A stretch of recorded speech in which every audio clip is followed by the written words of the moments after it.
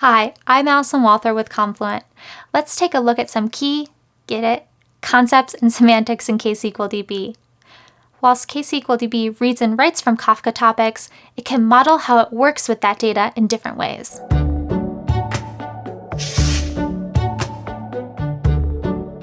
We've got some sample data here showing where people are going.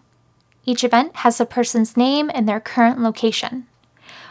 We're going to see how these events can be modeled as either a stream or a table, and what the difference is.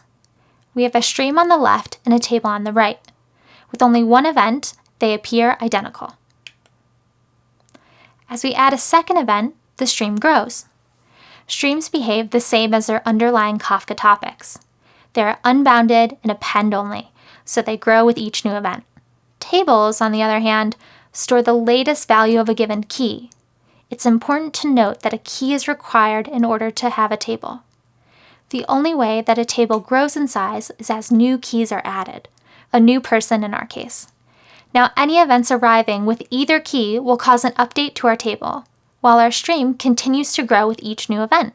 A table is a fast way to get the current state of a given key. We can easily tell that Robin is in Ilkley and Allison is in Boulder. But if we wanted to replay the history of their recent movements, the table wouldn't help us. We'd need a stream for that. We can see that streams and tables are just different ways of working with events, each with its own strengths. In our example, we are using the same events for both, but a more realistic example might have inventory as a table and orders as a stream. Together, streams and tables are a powerful combination for building event streaming applications.